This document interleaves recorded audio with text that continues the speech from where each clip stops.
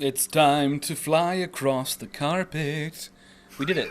It's time to fly across the carpet. That's right, folks. Are you ready, kids? It's carpet time. That sounds like a really Euphemism. uncomfortable. Yeah. What does that mean though? I don't know, but I loved playing games as a kid where I would like get wrapped up in like a blanket or something and then just like be in my own little space and like roll around on the floor. Like, I think I'm thinking of this because I remember specifically the house that we used to live at, 17 Palm Park. We had carpet, and I just remember like being on the floor, like in my little cave, my little thought cave, my mind palace, and just having a whole entire adventure. Okay. Oh, look, there's two of us on the mural. Yeah, she's probably still in the She level. must be nearby. Maybe she'll find you again. Dear friend, where are you? Oh, friend, where art She must, thou? like, is she just waiting down there somewhere? Like, did I leave I her hope behind? not. She's just like, hey, you coming? Yeah. Yeah, guy. She must see the stuff rising if she is down there. Oh, well, there's another room. There's like an antechamber. An antechamber? Yeah, Is it's that where secret. ants live? It's hidden behind. That's a joke brought to you by a 2-year-old. I loved it. No, you didn't. I want a cardboard box spaceship though, Nick. You have cardboard boxes. Yeah, but they're filled with stuff. Yeah.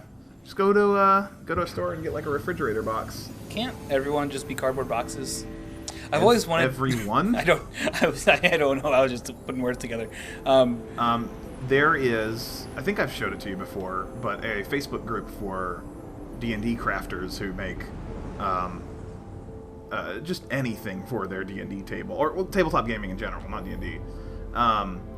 And one of the like main things is the guy who runs it does this 2.5D dungeon tiles. And actually Goblin from Golem and Goblin, he apparently is doing some too. I want to see those sometime, Goblin, by the way. It's your journey, I'm Nick. watching it. I'm looking at it. Oh, I didn't even realize those were like the little jellyfish carpet. Not the jellyfish carpets, but the carpets. Oh, yeah. And there's the kelp. And my friend, she was so cool. We raced through those things, and we went up the Kiss Tower. And then I lost her, and now I'm sad.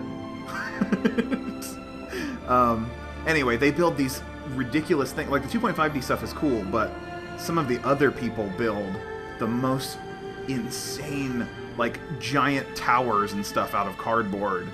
And it is the coolest. Like, it's so cool. I'll have to try to remember to put a link in the description for it here. Just so people can see what I'm talking about, because like they'll build like an entire fortress and you can like take your D&D figures through it and your adventures, and it comes out of cardboard. They also do stuff with foam and lots of other stuff, but Yeah. it's like, why did I stop building things when I grew up? Why don't I continue to play with that stuff? That's what I feel like I'm loving right now. Like, we've had our ups and downs with this Let's Play, like feeling whether or not we find value in it. Yeah. But honestly, like, and branching out to other things now too. Like, we're starting to work on some like sketch stuff. We just got a green screen in my apartment now. Yeah. Like, I feel so. We're in a sort of creative renaissance for our lives. I'm getting happier. Like, and I think so too. I was struggling with work for a while, and that was just stressing me out. Stress impedes my ability to just like enjoy things that I enjoy. I think that's probably true for most people, but. Now that I'm kind of like coming around this corner, and I still got bills to catch up on and stuff, but yeah, like and I still hit my downs. Like, yeah, I get down just for no random reason. Like there's just whatever. Yeah, it happens. It's human nature. Yeah, it's chemical. But more often than not, I'm happier when I'm creating. Yes, and we're creating so much more now. And there's so much, and I mean, like, and the drive to create is growing too. Like, I'm thinking about working on a webcomic. I've got too many things to actually do everything all at once. Yes. But like, I've committed to the idea that I just need to do art 5 minutes time a day. You told me that 5-minute thing. I was like, that's a great way to think about things. Cool? So we should share that because we had that conversation. There is a grandmaster jazz player, and like, I'm not really into jazz, and I'm not really into much of anything that like has to do with that specifically, I guess, is what I mean by that.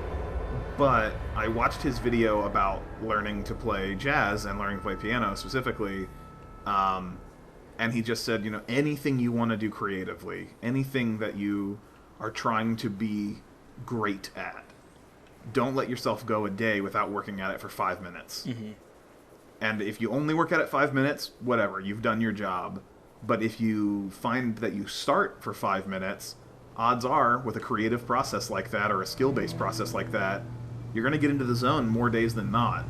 And you're going to start doing 5 minutes to an hour. You know, like, it quickly transforms what you work on. Am I going to freeze to death? I will not comment. It's getting real cold up this mountain here. The chilly, chilly mountain with a chilly, chilly wind. Whoa. When that wind comes a-blowing, right, I gotta cover my hind legs. I only have 2.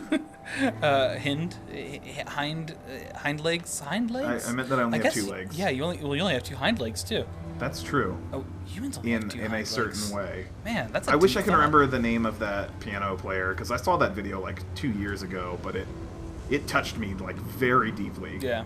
That and Zay Frank, back when he used to do his vlog every day. Mm-hmm. It was one of these things, and at the time I applied it actually to Dungeons and Dragons. But now I apply it to like anything I'm doing creatively, which includes the Let's Play.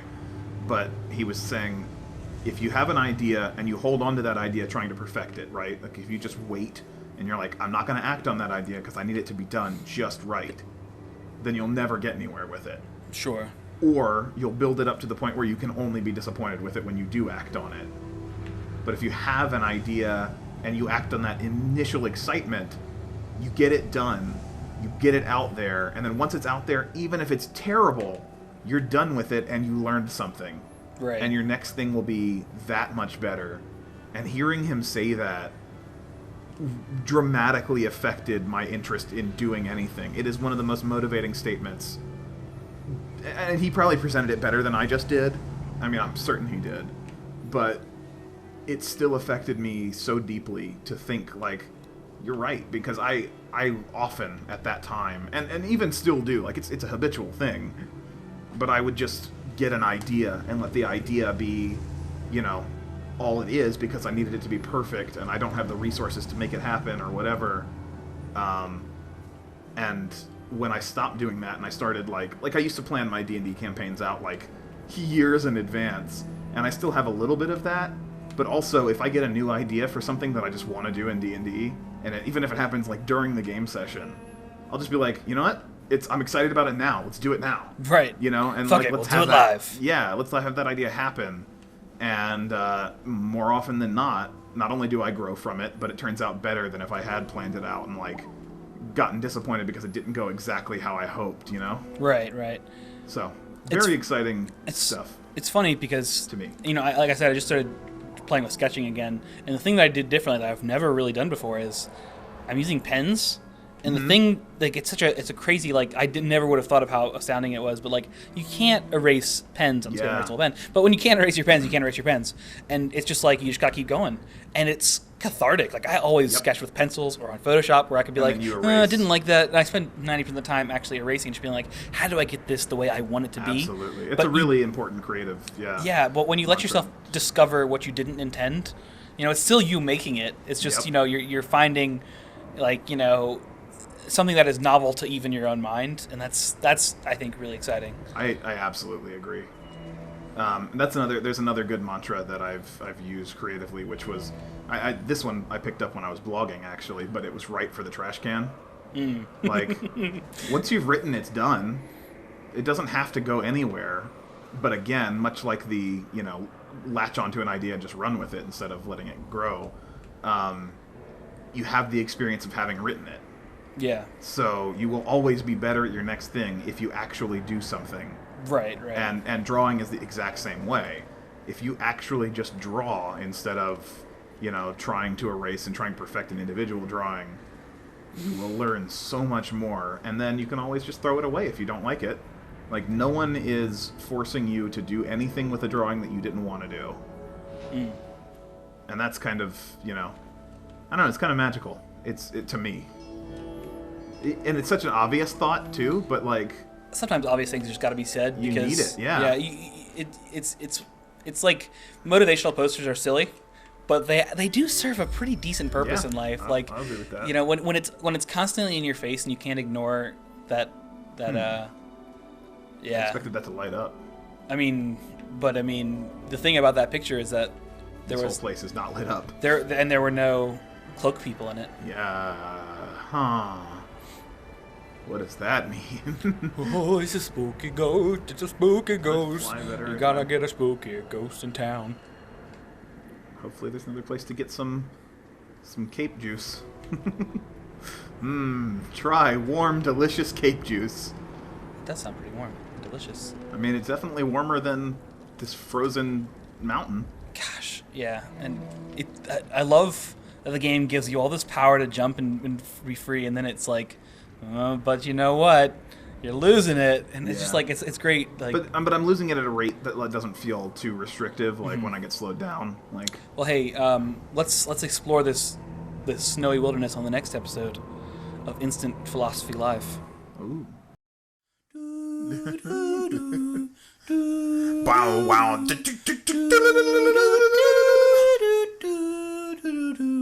Really kick it. Yo, plans, free stroke, Sonic Golf. Sonic Golf.